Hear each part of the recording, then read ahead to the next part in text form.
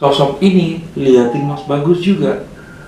Katanya Mas Bagus nih, matanya itu melotot. Melototnya itu melotot keluar semuanya. Jadi matanya bulat gede keluar gitu.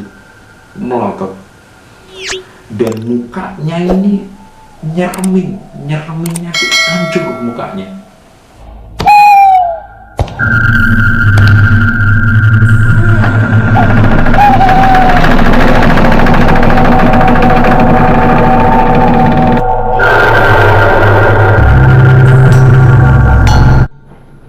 Assalamualaikum warahmatullahi wabarakatuh.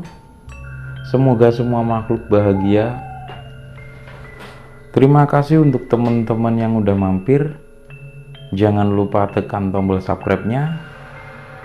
Terima kasih juga untuk teman-teman subscriber. Terima kasih juga untuk teman-teman yang udah like, komen, dan share ke teman-teman kalian lainnya. Hari ini kita berada di tampilan baru ya. Meskipun belum begitu sempurna, tapi cukuplah sambil jalan kita perbaiki. Di cerita kali ini kita bawain cerita dari Mas Bagus. Ceritanya begitu pendek teman-teman ya. Mohon maaf karena Mas Bagus nggak ngasih teks untuk saya baca di sini. Mas Bagus, cerita ini sebenarnya mau kita podcastin, kita bikin ya podcast lah, ngobrol bareng sama saya di sini. Tapi karena Mas Bagus ini udah kenal lama sama saya dan podcastnya nggak jadi karena baru mulai udah ketawa ya. Emang kita kalau ketemu ya cengengesan kayak gitu. Dan podcast yang nggak jadi ini bisa teman-teman tonton juga ya besok. Cerita dari Mas Bagus ini berawal ketika Mas Bagus umur kelas 1 SD kalau nggak kelas 2 ya. Waktu itu Mas Bagus juga masih rutin mengaji di madrasah. Dia juga rutin ikut yasinan yang ada di kampungnya. Biasanya kan di kampung-kampung gitu ada rutinan yasinan ya seminggu sekali. Di sini juga ada, mungkin di kampung teman-teman juga ada. Mas Bagus dan kakaknya ini ikutan yasinan rutinan bersama bapak-bapak gitu. Pernah suatu hari Mas Bagus ini sama kakaknya dan kelima temennya yang ya juga masih anak-anak juga, tapi Mas Bagus juga udah lupa lah nama-namanya. Waktu itu mereka membolos di sebuah kebun milik warga sekitar kan. Nah, waktu mereka bolos itu mereka ketahuan sama bapak-bapak yang juga jamaah yasinan di grupnya Mas Bagus dan kakaknya ini. Bapak-bapak itu nyamperin Mas Bagus sama kakaknya dan teman-temannya tadi, disamperin, kalian kok nggak masuk yasinan, kenapa? Ya karena mereka ini masih anak-anak, jadi mereka ini kabur. Mereka takut dimarahin atau gimana gitu. Mereka kabur dan berpencar. Ketika semuanya kabur berpencar ini, Mas Bagus larinya ya karena takut, larinya ke tengah kebun. Kan banyak kebun warga yang ada batasnya gitu kan. Dia malah ke tengah nih. Waktu itu Mas Bagus sempat jatuh karena ada lubang gitu yang ya buat buang sampah. Mas Bagus jatuh dan kepalanya di sini kebentur batu ya. Cuma nggak parah waktu itu. Ketika Mas Bagus ini jatuh dan terbentur batu, dia masih pusing, dia diam dulu duduk. Nah, waktu itu setelah dia udah selesai pusingnya, udah agak mendingan, dia berdiri dan nyari temen-temennya sama kakaknya. Jadi dia toleh gitu, nggak ada orang, nggak ada teman-temanku tadi, mana ya. Ketika itu Mas Bagus melihat sebuah sosok yang tinggi ya, bukan tinggi sih, karena dia itu nggak napak tanah, dia kayak terbang gitu, karena saat itu berada di tengah kebun. Nah, di tengah-tengah kebun itu ada, kalau di sini agak anim sih, tiang listrik, ada tiang listrik. Nah, di sebelah tiang listrik itu dia melihat sosok itu, nggak nampak tanah, dan juga jaraknya antara tanah itu tinggi, jauh. Nah, dari bawah sampai atas itu dia tinggi banget. Kalau gedenya seperawakan manusia ya, cuma dia tinggi karena terbang juga. Itu kata Mas Bagus sih, sosoknya perkiraannya ya namanya kuntilanak lah, cuma nggak tahu jelasnya juga. Mas Bagus ini kaget dan merasa deg-degan karena nggak ada temennya di tengah kebun juga. Ketika itu Mas Bagus malah ngeliatin si sosok ini. Sosok ini liatin Mas Bagus juga. Katanya Mas Bagus nih, matanya itu melotot. Melototnya itu melotot keluar semuanya. Jadi matanya bulat gede keluar gitu, melotot. Dan mukanya ini nyerminnya tuh hancur mukanya. Mas Bagus dengan deg-degan larinya karena dia benar-benar begitu takut dan sendirian. Larinya tambah ke tengah kebun lagi. Jadi dia ngelewatin kebun kopi yang belum benar-benar tinggi ya, belum berbuah, belum benar-benar tinggi. Jadi dilewatin terobos aja. Jadi mukanya Mas Bagus ini badannya kena ranting semuanya nih. Jadi kayak dipecutin gitu, mukanya kayak merah-merah gitu. Setelah menerobos itu, setelah kebun kopi yang belum gede tadi, setelah kebun kopi itu dia menemukan kebun singkong. Yang kebun singkong kan biasanya jarang-jarang gitu kan ya. Jadi dia lewatin situ. Nah, dia baru nemu nih jalan pulang. Ini baru nemu. Nah, setelah ngelewatin kebun singkong, dia udah nemu jalan. Dia ke jalan gede, kayak jalan umum lah ya. Setelah itu ternyata ketemu sama temen-temennya dan kakaknya tadi. Ditanyain, kamu dari mana, kok nggak kelihatan sendiri, kok nggak ikut lari sendiri? Loh Mas, aku tadi lari ke sana loh, ke kebun.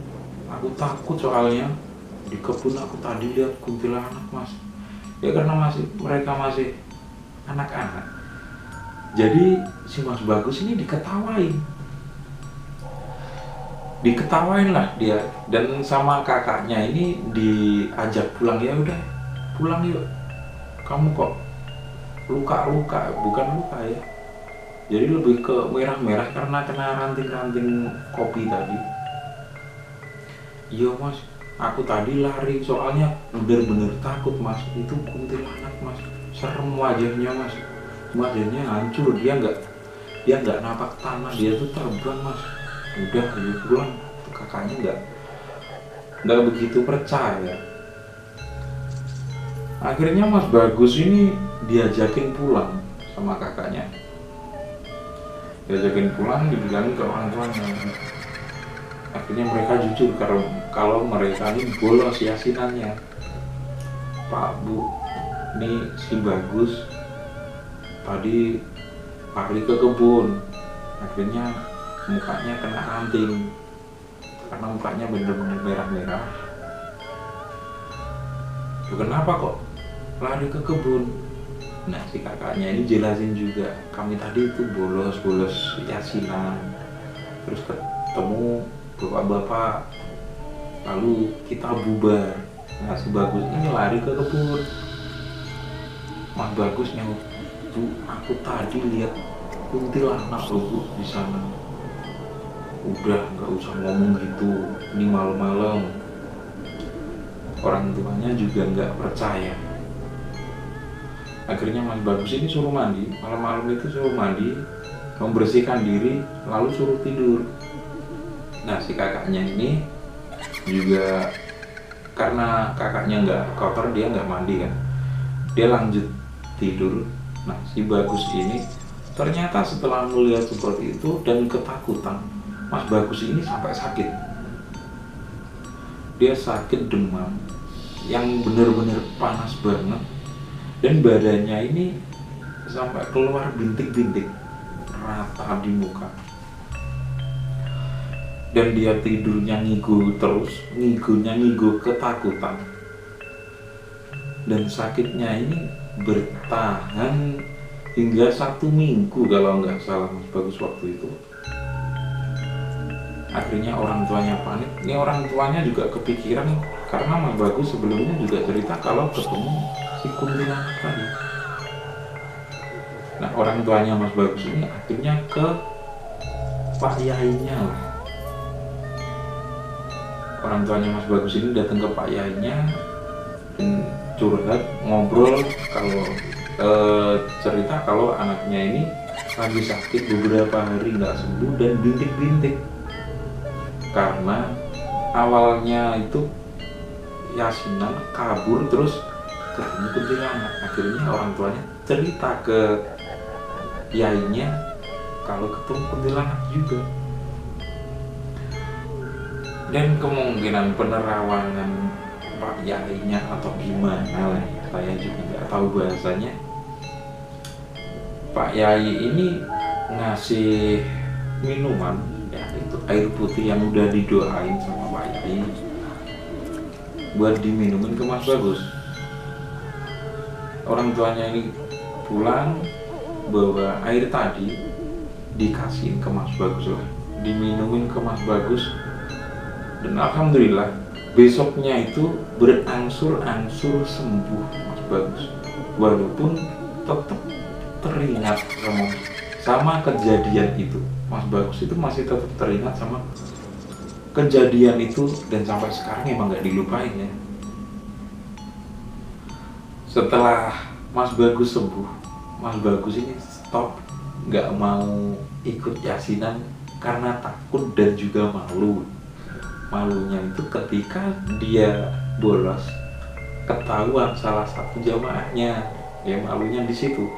Takutnya itu karena rutinan yasinannya itu malam dan jarak waktu itu jaraknya emang jauh-jauh, rumahnya masih jauh-jauh, rumahnya belum mepet-mepet seperti sekarang ya. Karena Mas Bagus saat itu juga masih tinggal di perkampungan lah, di desa lah ya waktu itu. Tingkat cerita, dan ini bukan terusan cerita yang tadi, ini sambungan, bukan sambungan juga, tapi cerita yang lain dari Mas Bagus juga. Beberapa bulan yang lalu Mas Bagus ini, maaf ya, dia kenceng di salah satu telaga di kota ini juga. Di salah satu telaga dia emang benar-benar kebelet dan mungkin nggak pikir panjang, itu ada sungainya juga, dikencing gitu aja di situ.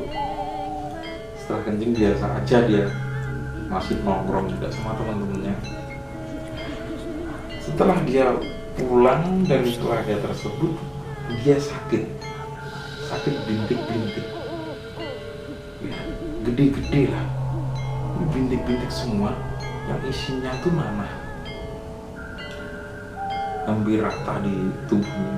Dan itu bukan cangkrang ya, tahu kan teman-teman, cangkrang itu, penyakit cangkrang itu dari kesannya juga bukan cangkrang. Nah, Mas Bagus ini curhatlah ke temannya yang mungkin berkecimpung di dunia supranatural, dan dibilangin, kamu dari mana? Dari tempat angker ya. Nah, Mas Bagus mengingat lagi, oh iya, aku baru kencing di sana, di telaga. Kalau kata orang-orang sih ya angker, ya emang dari situ kayaknya, temennya itu bilang gitu. Nah, ketika itu temennya juga ngasih solusi lah, tapi temennya emang nggak ngasih obat atau apa, kasih solusi, ya kirim doa sini, kirim doa sini juga, sama diobatin, cari aja obat di apotek. Akhirnya Mas Bagus pergi ke apotek, cari obat, dan ngelakuin saran temennya tadi. Kemudian ya berangsur-angsur sembuh, dan anehnya luka-lukanya Mas Bagus itu yang bekas-bekas bentolan-bentolan tadi itu nggak ada sisanya, jadi nggak kelihatan habis luka gitu, jadi kayak biasa aja setelah sembuh itu. Saya rasa cerita dari Mas Bagus ini udah cukup ya, karena ceritanya nggak ditulis, jadi ya mohon maaf kalau ceritanya sedikit random.